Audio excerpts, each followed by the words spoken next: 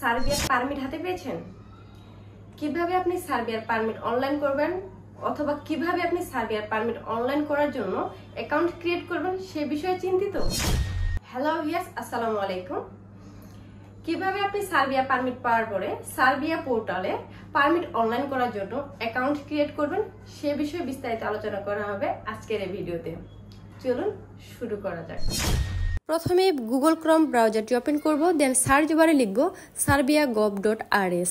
এরপর নিচে স্ক্রল করলে ওয়েলকাম টু ই সার্ভিস অর্থাৎ ওয়েলকাম টু সার্বিয়া এই লিঙ্কটিতে ক্লিক করব। দেন ওয়েলকাম টু সার্বিয়া ইন্টারফেসটি ওপেন হয়ে যাবে। দেন নিচে ফর ফরেন সিটিজেন অর্থাৎ বিদেশিদের জন্য লগ ইন অথবা রেজিস্টার অ্যান অ্যাকাউন্ট, আমরা যেহেতু নতুন করে অ্যাকাউন্ট ক্রিয়েট করব সেক্ষেত্রে রেজিস্টার অ্যান অ্যাকাউন্টে ক্লিক করব। দেন eid.gov.rs এই ইন্টারফেসটি ওপেন হয়ে যাবে।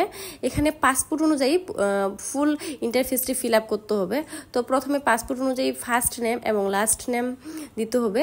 দেন ফরেনারদের যে রেজিস্ট্রেশন নাম্বার থাকে সেই রেজিস্ট্রেশন নাম্বার দিতে হবে। দেন বার্থ ডেট দিতে হবে অবশ্যই পাসপোর্ট অনুযায়ী। দেন এখানে দেওয়া আছে আইডেন্টিফিকেশান ডকুমেন্ট, তো সেক্ষেত্রে আমি পাসপোর্ট ডকুমেন্টস আপলোড করে দিলাম।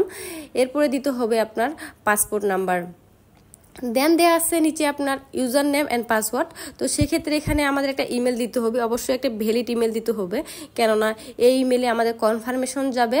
এবং দিতে হবে স্ট্রং পাসওয়ার্ড অবশ্যই আপনার লোয়ার ক্যাপ এবং আপার ক্যাপ মিলাই পাসওয়ার্ড দিতে হবে। দেন আমাদের এখানে একটা কন্ডিশন দেওয়া আছে, এই কন্ডিশনটা ভালো করে পড়ে দেন কন্ডিশনে টিকমার্ক দিতে হবে। কন্ডিশনে টিকমার্ক দেওয়ার পরে নিচে লিখে আছে রেজিস্টার, এই রেজিস্টার অপশনে ক্লিক করতে হবে। দেন সাকসেস রেজিস্ট্রেশন এই ইন্টারফেসটি ওপেন হয়ে যাবে। এরপরে আমরা আমাদের মেল ওপেন করব, কারণ মেলে একটা কনফার্মেশন মেল আসছে, এখান থেকে আমরা কনফার্মে ক্লিক করব। কনফার্মে ক্লিক করলে অটোমেটিকলি আমাদের সে ওয়েবসাইট অর্থাৎ সার্ভারে নিয়ে যাবে।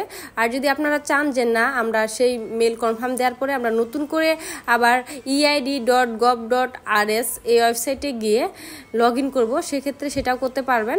তো নতুন করে একটা ট্যাব নিয়ে সেই ওয়েবসাইটে গিয়ে লগ ইনে ক্লিক করতে হবে। তো আমি এখানে গেলাম, যাওয়ার পরে লগ ইনে ক্লিক মাই অ্যাকাউন্টে ক্লিক করলাম। মাই অ্যাকাউন্টে ক্লিক করার পরে লগ ইনে গেলাম। লগ ইনে যাওয়ার পর আমার যে মেল ছিল সেই মেল এবং যে পাসওয়ার্ড দিয়েছিলাম সেই পাসওয়ার্ড দিয়ে সাইন ইন করে নিলাম। তো ভিউয়ার্স, সাইন ইন করার পরে আমার অ্যাকাউন্টটি ক্রিয়েট হয়ে গেছে, অর্থাৎ ওয়েলকাম টু ই সার্বিয়া অর্থাৎ ই সার্ভিস এই ওয়েবসাইটটি আমার সম্পূর্ণ হয়ে গেছে একটা ভিসা অ্যাপ্লিকেশন করার জন্য। এখানে ভিসা সি এবং ভিসা ডি এই দুই ক্যাটাগরিতে আমরা খুব ইজিলিভাবে ভিসা অ্যাপ্লাই করতে পারবো।